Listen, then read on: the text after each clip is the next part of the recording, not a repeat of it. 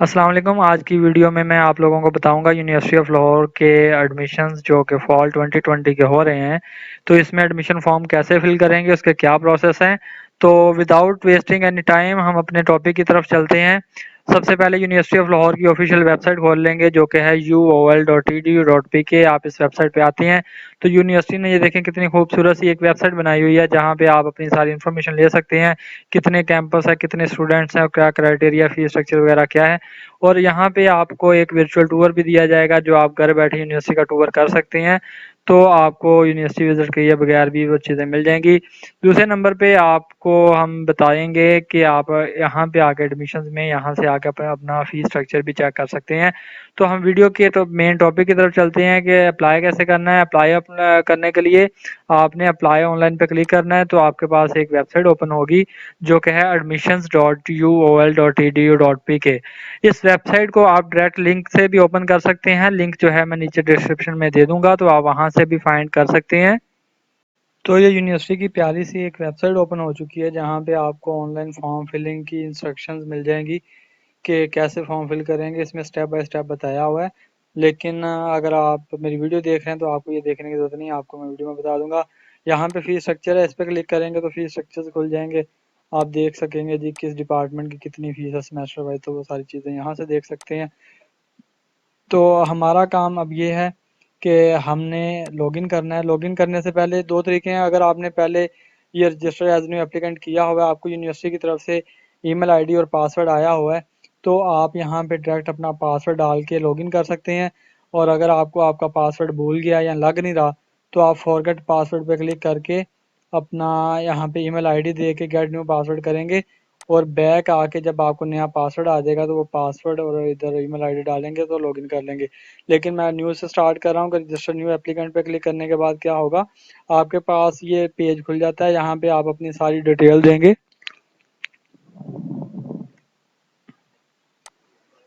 जैसे जी मेरा नाम जिशान है।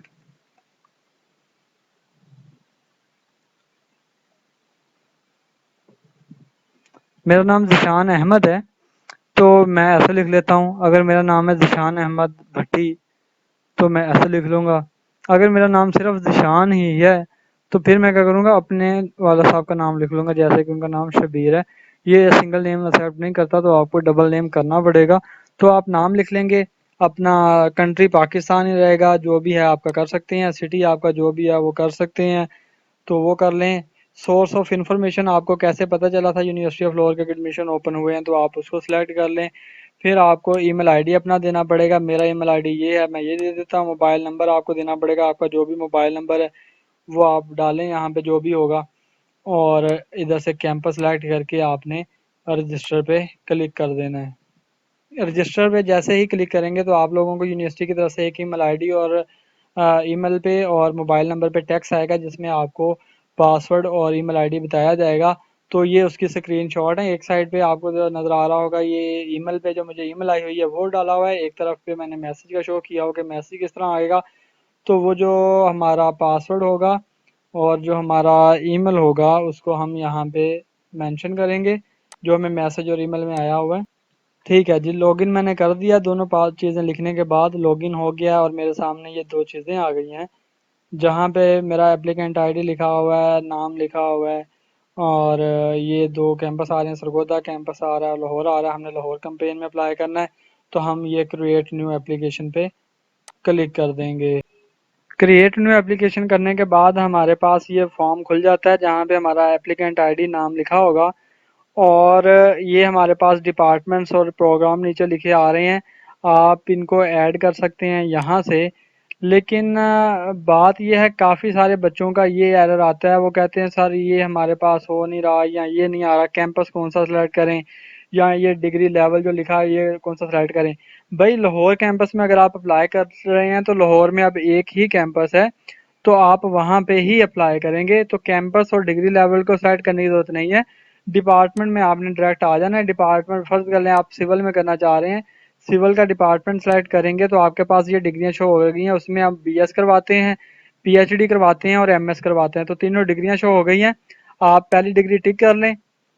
टिक करते साथ ही ये देखें आपके पास पहला ऑप्शन हो गया शो, इसी तरह आप जो दूसरी डिग्री या क्रिएटिव आर्ट्स की कोई करना चाह रहे हैं या कोई भी जो दूसरी है, इसके अलावा आप तीसरा ऑप्शन देना चाहते हैं, इसी तरह तीसरी तरह डिपार्टमेंट सेलेक्ट करें और तीसरी डिग्री भी सिलेक्ट आप कर सकते हैं। ये देखिए मैंने 3 डिग्रियां सेलेक्ट कर ली हैं। फर्दर फिर आप कहते हैं यार ये मैकेनिकल मैंने पहले ऑप्शन पे लेके जाना था, तो मैकेनिकल को आप इधर एरो से मूव भी कर सकते हैं।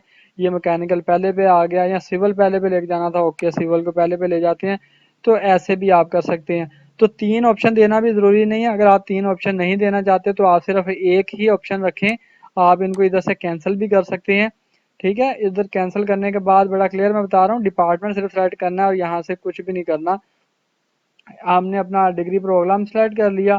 पहला सिविल मैंने कर लिया जी, दूसरा मैंने कर लिया जी मैकेनिकल इंजीनियरिंग कर लेता हूँ मैं, दूसरा मैकेनिकल कर लेते हैं, तीसरा इलेक्ट्रिकल इंजीनियरिंग कर लेते हैं,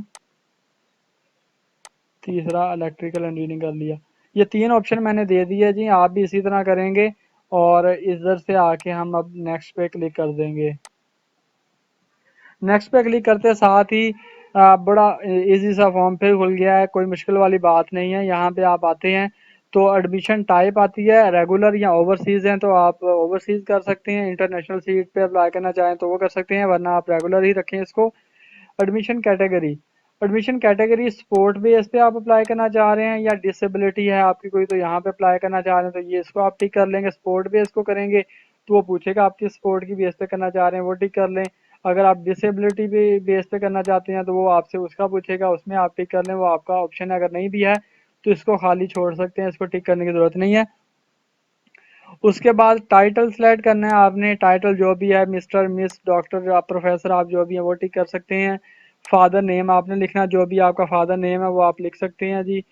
फादर नेम आप कुछ भी है जो वो लिख सकते हैं। जेंडर आपका क्या है जी, फीमेल है मेल है जो भी है वो आप लिख सकते हैं। डेट ऑफ बर्थ जो है वो आप लिखेंगे, क्या है आपका डेट ऑफ बर्थ। लिखने से पहले सबसे पहले आपको ईयर सेलेक्ट करना पड़ेगा जी, ईयर 1998 फर्ज कर लें। उसके बाद फिर मंथ सेलेक्ट करना पड़ेगा, उसके बाद फिर डेट पर क्लिक करेंगे तो आपका जो है डेट ऐड हो जाएगी। उसके बाद आप इससे सेलेक्ट कर लें जी आप सिंगल हैं मैरिड हैं, या जो भी आपका आया ऑप्शन बनता है वो आप कर सकते हैं। उसके बाद एड्रेस में काफ़ी बच्चे कंफ्यूज हो जाते हैं, सर हम पुराना एड्रेस लिखें या नया लिखें। भाई सिंपल सी बात है, इस एड्रेस के ऊपर आपको जाना है आपका एडमिशन लेटर और वाउचर। तो आप इसमें वो एड्रेस लिखेंगे जहाँ पे आप इस टाइम रह रहे हैं। ठीक है, जहाँ पे आपको एडमिशन लेटर वाउचर मिल जाएगा, बेशक वो किराए का मकान है या जो भी है, आप वहाँ पे एड्रेस लिखेंगे। हाउस नंबर लिखेंगे, हाउस नंबर अगर नहीं है, अगर आपका कुछ ऐसा एड्रेस है जी चक नंबर 180 मुराद और इस तरह कुछ है, तो वो आप सीधा इधर स्ट्रीट एड्रेस में लिख देंगे जी चक नंबर ये, और इस तरह जो भी होगा आपका वो लिखेंगे। और टाउन मोहल्ला में आपका जो भी टाउन होगा, जिस तरह फूल नगर है जी, फूल नगर है जी, उसी तरह सिटी में लिख लेंगे जी, सिटी जो भी आपकी बनती है, लाहौर है या जो भी बनती है वो लिख लें जी। पोस्ट कोड अगर आपको पता है तो लिखें, अगर पोस्ट कोड आपको नहीं पता तो 00 टाइप कर सकते हैं। कंट्री सेलेक्ट हुई हुई है। स्टेट आप सेलेक्ट कर लेंगे, स्टेट आपकी पंजाब बनती है, जो भी बनती है उसको आप कर लीजिएगा। ठीक है, और उसके बाद अगर आपका ये एड्रेस आपने लिख दिया जहाँ पे आप अभी रह रहे हैं, उसके बाद आप परमानेंट एड्रेस लिखना चाहें कोई तो लिख सकते हैं। अगर नहीं लिखना चाहते तो लिखने की ज़रूरत नहीं है, आप इसको ऐसे ही छोड़ सकते हैं। इसका कोई इशू नहीं है, कोई ज़रूरत नहीं होती। आप इसको सेम एज परमानेंट पे टिक करेंगे तो ये आपका गायब हो जाएगा, आपको लिखने की ज़रूरत नहीं है। उसके बाद इमरजेंसी फुल नंबर में आप किसी भी अपने दोस्त का या भाई का या अपने वाला साहब का या किसी का भी नंबर जो इमरजेंसी की सूरत में आपसे कांटेक्ट किया जा सके, उनका नाम लिख सकते हैं और उनका मोबाइल नंबर लिख सकते हैं। ये लिखने के बाद आप पिक्चर पे आएंगे, पिक्चर को टिक करेंगे। पिक्चर आपने अपनी कोई भी प्यारी सी पिक्चर लगा लेनी है, पिक्चर का कोई नहीं है, बस उसमें ये देखना होता है ज़रा सेल्फी ना हो या कुछ और ना हो। तो आप अपनी पिक्चर पे क्लिक करेंगे और ये जिस तरह मैंने इस पिक्चर को कर लिया तो मैं ये पिक्चर लगाता हूँ जी, ये पिक्चर मैंने लगा ली है। ठीक है, और इसको अब हम नेक्स्ट कर देंगे। ओके देन ओके, इसके बाद हमारे पास एप्लीकेशन इन्फॉर्मेशन पेज 3 आता है, जहाँ पे हमने अपने आईडी की डिटेल देनी होती है। अगर आपका आईडी कार्ड बना हुआ है तो CNIC पे क्लिक करना है, अगर नहीं बना हुआ तो बी फॉर्म या बी फॉर्म जिसे कहते हैं उस पर क्लिक करना है। यहाँ पे अपना आपने आईडी कार्ड नंबर लिखना है। आईडी कार्ड नंबर लिखने के बाद वाला साहब का आईडी कार्ड लिखना है। अगर लिखना है तो लिखें, अगर लिखने की ज़रूरत नहीं है, क्योंकि इस पूरे फॉर्म में जिस चीज़ के साथ ये छोटा सा स्टार बना हुआ रेड कलर का वो इम्पोर्टेंट है लिखना, वरना वो इम्पोर्टेंट नहीं है। तो इसके साथ इम्पोर्टेंट नहीं है। अगर आपके वाला साहब का आईडी कार्ड नंबर नहीं है आपके पास तो वो नहीं भी लिखेंगे तो फॉर्म सबमिट हो जाएगा। अगर है तो वो आप लिख भी देंगे तो फॉर्म आपका सबमिट हो जाएगा, नहीं लिखेंगे फिर भी हो जाएगा सबमिट। एप्लीकेंट अपना आईडी कार्ड नंबर लिखेंगे या बेफॉर्म नंबर जो भी है उनका, वो लिखने के बाद उसको सिलेक्ट करेंगे। उसकी पोर्ट्रेट, अगर आपने वो जो पिक्चर बनाई हुई है वो लैंडस्केप में है तो वो लैंडस्केप में आप कर लें, और अगर वो पोर्ट्रेट में आपके पास है तो पोर्ट्रेट में कर लें। करने के बाद आप उसको पिक्चर को जो भी होगा उसको सिलेक्ट करेंगे तो वो आपकी पिक्चर ऐसे अटैच हो जाएगी। इसी तरह वाला साहब का भी अगर आपने अटैच करना है तो उसको भी आप इसी तरह करेंगे तो वो आपकी ये ऐसे अटैच हो जाएगी पिक्चर। ठीक है, बड़ा सिंपल है, इसमें कोई टेक्निकल चीज़ नहीं है। उसके बाद आपने अपना सिटी ऑफ बर्थ सेलेक्ट करना है, जहाँ पे आप पैदा हुए थे जिस सिटी में वो सेलेक्ट करेंगे। वो जो भी है आपकी वो लिख सकते हैं, लाहौर है या कराची है या मुल्तान है, जो भी वो लिखेंगे। टैक्स पेयर डिटेल, इसमें बड़े बच्चे कंफ्यूज हो जाते हैं जी कि कौन टैक्स देता है कौन नहीं देता, यहाँ पे क्या लिखेंगे। देखिए इसमें सिर्फ 3 चीज़ें ऐसी हैं जिनके साथ स्टार लगा हुआ है: टैक्स पेयर नेम, रिलेशन और आईडी कार्ड नंबर। तो सिंपली आप यहाँ पे अपने वाला साहब का आईडी कार्ड नाम लिख दें, उनका आईडी कार्ड का नंबर लिख दें, ठीक है, और रिलेशन लिख दें। फर्ज कर लें जी किसी के वाला साहब का नाम जो भी है वो लिखेगा यहाँ पे, और रिलेशन उनका क्या है जी, वो फादर है उनके, ठीक है, और आईडी कार्ड नंबर जो भी है वाला साहब का वो आप यहाँ पे लिख दें, ठीक है। इसी तरह अगर आपके हस्बैंड हैं, आप वाइफ हैं, तो अपने हस्बैंड का लिख दें।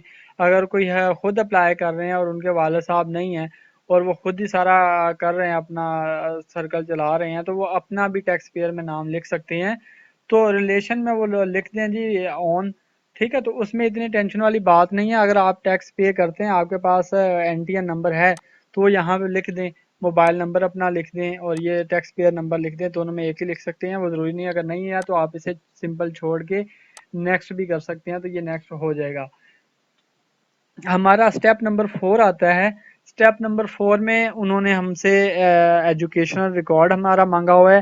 तो बच्चे बड़े गलत भी यहाँ पे कर देते हैं। वो सबसे पहले यहाँ पे कर देते हैं जी, अगर उन्होंने बीएस किया हुआ पहले बीएस को इधर से टिक कर देते हैं। बीएस की सारी डिटेल डालने के बाद वो जब ऐड एंड रिकॉर्ड को देखते हैं, अच्छा ये भी ऐड करना था, फिर वो इंटर को कर देते हैं। फिर इंटर को ओ यार, इंटर के से पहले तो मैंने मैट्रिक भी किया था, अच्छा जी ये मैं पहले मैट्रिक फिर कर देते हैं। तो ये भाई ऐसे गलत है, आपने ऐसे बिल्कुल नहीं करना।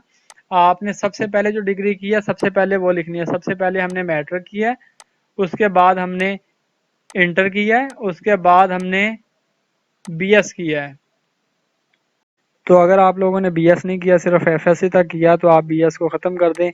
तो आप अगर एमएस करना चाहते हैं तो इसके बाद में बीएस आ जाएगा, और इसी तरह आगे आप एमएस तक भी ऐड कर सकते हैं। लेकिन अभी मैं सिर्फ एफएससी तक बनाऊंगा, आप लोगों को बताऊंगा। मैट्रिक में आपके पास ऑप्शन आता है, मैट्रिक आपने किया, ओ लेवल किया या कोई डिप्लोमा किया, तो मैट्रिक में आप कर लें या ओ लेवल कर लें। उसमें आप साइंस करेंगे या आर्ट्स में हैं या दूसरे जो भी आप हैं, इस पे ऑप्शन आ रहे हैं आप टिक कर सकते हैं। ओ लेवल में आपके पास ऐसे ऑप्शन नहीं आता, क्योंकि उसमें आप अपना सब्जेक्ट यहाँ पे लिख सकते हैं। आपने बायो मैथ पढ़ी है या जो भी पढ़ा हुआ है वो मेजर सब्जेक्ट में आप लिख सकते हैं। दूसरे नंबर पे लिखने के बाद आप अपना यहाँ पे उसका रोल नंबर लिखेंगे। रोल नंबर जो भी है आपका मैट्रिक के ऊपर लिखा हुआ है वो लिखेंगे, या उसका रजिस्ट्रेशन नंबर लिख सकते हैं। ईयर ऑफ पासिंग क्या है आपका, ईयर ऑफ पासिंग लिख सकते हैं, जिस ईयर में आपने वो पास किया था वो लिख दें। ऑब्टेन मार्क्स में आप लिख सकते हैं जितने भी आपके मार्क्स थे, टोटल मार्क्स उसके कितने थे वो आप लिख सकते हैं।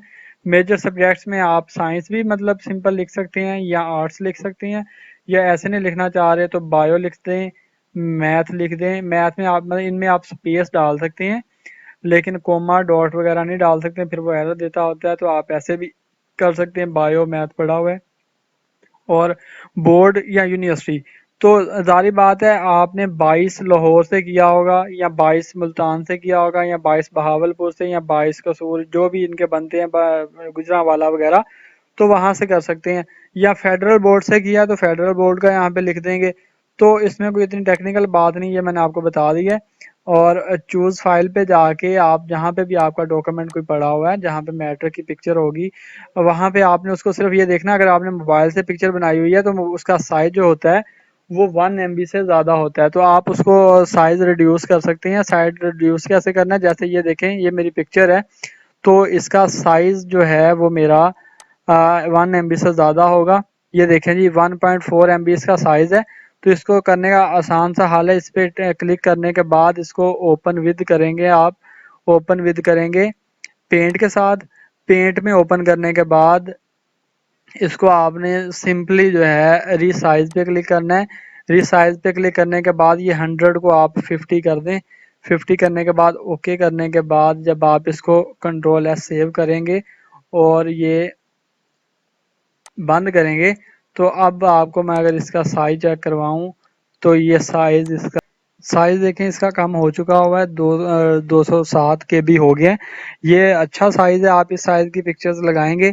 अगर आपका फिर भी काम नहीं हुआ तो दोबारा एडिट करके दोबारा फिर 50, वो 100 पे हो चुका होगा, दोबारा उसको 50 करेंगे तो आपका साइज कम हो जाएगा। जब ये हो जाएगा कम तो आप इसकी पिक्चर ऐसे लगा देंगे। इसी तरह इंटरमीडिएट में आप आएंगे तो यहाँ पे आपने FA किया है, A लेवल किया है या जो भी किया हुआ है, तो इसमें थोड़ी सी टेक्निकल बात है जो मैं आपके साथ शेयर करना चाहूँगा।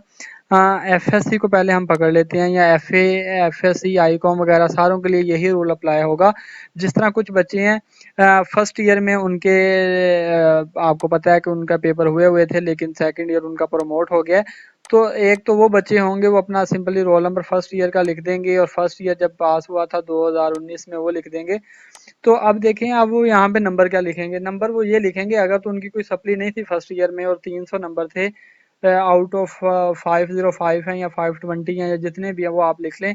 लेकिन कुछ बच्चे हैं जिनकी एक सप्ली है, अब एक सप्ली को निकाल के अगर उनके नंबर बनते हैं जी 260, वो एक नंबर निकाल के 260 लिख दें। अगर उसकी दो सप्लियाँ हैं, दो सप्लियों को निकाल के उसके नंबर बनते हैं 220, तो वो 220 लिख सकता है नंबर। लिखने के बाद ये है कि जिसकी 3 सप्लियाँ हैं वो यहाँ पे नहीं कर सकते, 3 सप्लियों वाले नहीं कर सकते, क्योंकि गवर्नमेंट ने बोला है कि जिसकी 2 सप्लियाँ उनको प्रमोट करेंगे। 3 सप्ली वाले जो स्टूडेंट हैं उनको वो स्पेशल एग्जाम लेंगे और वो सितंबर में लेने हैं। तो अगर उनके एग्जाम सितंबर में होंगे, 3 माह बाद उनका रिजल्ट आएगा, तो वो सितंबर वाली क्लासेस में नहीं बैठ सकते, उनको जनवरी में आना पड़ेगा। दूसरे नंबर पे जो इम्प्रूवमेंट वाले बच्चे हैं वो क्या करेंगे, यहाँ पे रोल नंबर लिखेंगे और अपना लास्ट ईयर के जो नंबर हैं वो लिख देंगे, जितने भी उनके बनते हैं वो लिख लेंगे और इसी तरह उसके आगे कर लेंगे। और दूसरे नंबर पे सप्ली वाले भी हो गए, ये भी होगा फर्स्ट ईयर वाले भी, जिस तरह आप इसके नंबर हमने लिख देते हैं जी 320 हैं आउट ऑफ 505। और बाकी मेजर सब्जेक्ट में हम लिख देते हैं जी बायो और मैथ पढ़ी है, बायो मैथ नहीं पढ़ी तो बायो केमिस्ट्री पढ़ी हुई है, जो भी पढ़ा हुआ वो लिख लें। और आगे आप 22 लाहौर मुल्तान गुजरांवाला जो भी है वो लिखेंगे और उसके बाद रिजल्ट वेटिंग पे क्लिक करेंगे। अब देखें, जब रिजल्ट वेटिंग पे क्लिक करते हैं तो यहाँ से मेरी वैल्यू चेंज हो गई है, तो हम इसको दोबारा से 320 कर देंगे। हम फाइल चूज़ करेंगे, फाइल जहाँ पे भी हमारी पड़ी हुई है उसको डबल क्लिक करके अपलोड कर लेंगे और सिंपली ऐसे ही है। अगर आपकी कंप्लीट हुई है FSC तो इसको अनचेक कर देंगे और यहाँ पे इसके टोटल नंबर लिख देंगे, 700 नंबर हैं आउट ऑफ 1100। लिखने के बाद इसको टिक नहीं करना, अटैचमेंट की हुई है तो हम इसको नेक्स्ट कर देंगे। नेक्स्ट करने के बाद अगर आप MPhil लेवल पे या PhD लेवल पे करना चाह रहे हैं अप्लाई, तो यहाँ पे वर्क एक्सपीरियंस डाल सकते हैं, आपकी पोजीशन क्या है, जॉब कैटेगरी क्या थी, एम्प्लॉयर का क्या नाम था, स्टार्ट डेट क्या, एंड डेट क्या, स्टिल वर्किंग, और इसी तरह एन अदर रिकॉर्ड कर सकते हैं। इसी तरह करते साथ ही ये एक्स्ट्रा करिकुलम एक्टिविटीज़ अगर आप कोई डालना चाह रहे हैं वो डाल सकते हैं। डिसेबिलिटी अगर आपकी है तो वो डालना चाहते हैं तो डाल सकते हैं, वरना इसको फिल करने की जरूरत नहीं है, नेक्स्ट कर दें। नेक्स्ट करने के बाद ये रेफरेंस आ जाता है, इसकी कोई ज़रूरत नहीं है। अगर आप PhD लेवल पे अप्लाई कर रहे हैं तो किसी डॉक्टर वगैरह का रेफरेंस देना होता है, लेकिन उसकी भी कोई ज़रूरत नहीं पड़ती, तो ये इसको आप छोड़ सकते हैं। इसमें किसी भी कन्फ्यूजन की कोई ज़रूरत नहीं है, क्योंकि ना ही इनके साथ कोई स्टार है रेड कलर का जो आपको मैंडेटरी कुछ भी नहीं है इनमें फिल करना। नेक्स्ट कॉलम हमारा 8-7 आ जाता है जहाँ पे पेमेंट का ऑप्शन है। तो पेमेंट में फिल वक्त यही है कि अभी आपको यूनिवर्सिटी से प्रोस्पेक्टस लेना पड़ेगा। यूनिवर्सिटी से अगर आप प्रोस्पेक्टस ले लेते हैं और वो प्रोस्पेक्टस आप लेने के बाद यहाँ पे उसका नंबर लिखेंगे, फॉर्म नंबर और वोचर नंबर, ये मैं लिखता हूँ यहाँ पे। Okay, form number voucher number हमने लिख लिया है, ये केयरफुली लिख लेंगे, आई एग्री पे क्लिक करेंगे और नेक्स्ट पे क्लिक कर देंगे। उसको क्लिक करने के बाद अगर आपका ये पेज यहाँ पे नहीं आता, क्लिक करने के बाद ये पेज नहीं आएगा, तो वहाँ पे वो बाल का दे देता जी इनवैलिड वोचर नंबर है, या कम्बिनेशन सही नहीं है, या कुछ और एरर देता है। तो आपने उसको कुछ करना नहीं है, एक दफ़ा अपना फॉर्म नंबर वोचर नंबर सारा रिमूव करके दोबारा लिखेंगे तो होपफुली वो आ जाएगा। ये आपकी सारी इंस्ट्रक्शंस आ जाएंगी, इसको पढ़ने के बाद आप सिंपली सबमिट पे क्लिक कर देंगे। सबमिट पे क्लिक करते साथ ही हमें रोल नंबर स्लिप शो हो गई है। आप इसको डाउनलोड भी कर सकते हैं, आपके ईमेल आईडी में पे भी ये आ जाएगी। जिन बच्चों का टेस्ट होगा वो मैंने बताया हुआ है, इंजीनियरिंग वालों का टेस्ट होगा और आर्किटेक्चर कंप्यूटर साइंसेज वालों का टेस्ट होगा, बाकी एमफिल पीएचडी वालों का टेस्ट होगा। तो इसके ऊपर आपको एक लिंक मिल जाएगा, आपकी जो रोल नंबर स्लिप होगी इसके ऊपर एक लिंक होगा, जो जिस दिन भी आपका टेस्ट होगा उस दिन उस लिंक पे जाके क्लिक करेंगे और आपका जो लॉगिन आईडी और पासवर्ड है यही पासवर्ड आप लगाएंगे वहाँ पे। आपके रोल नंबर स्लिप के ऊपर भी ये पासवर्ड और लॉगिन लिखा होगा, तो वो लगाएंगे और आपका फॉर्म उस दिन सबमिट हो जाएगा। सॉरी, फॉर्म सबमिट नहीं होगा, उस दिन आपको जो है वो टेस्ट वगैरह शुरू हो जाएगा और उस दिन आप उसका टेस्ट देंगे। बाकी इसकी वीडियो जो है मैं एक दो दिनों में डाल दूंगा कि कैसे टेस्ट होगा और क्या सारी चीज़ें होंगी, और लिंक वगैरह भी आपके साथ आपकी रोल नंबर स्लिप के ऊपर भी आ जाएगा, और रोल नंबर स्लिप के ऊपर आपका पासवर्ड भी लिखा होगा, ईमेल आईडी भी लिखा होगा।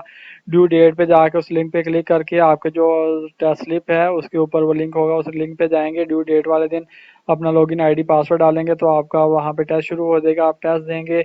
इंटरव्यू जिन लोगों का होगा, एमफिल पीएचडी लेवल पे इंटरव्यू भी होता है, तो उधर ही नीचे इंटरव्यू का कॉलम में लिंक होगा जूम आईडी का, उस लिंक पे उसी दिन क्लिक करेंगे तो आपको जूम का लिंक खुल जाएगा, वहाँ पे आपका ऑनलाइन इंटरव्यू हो जाएगा।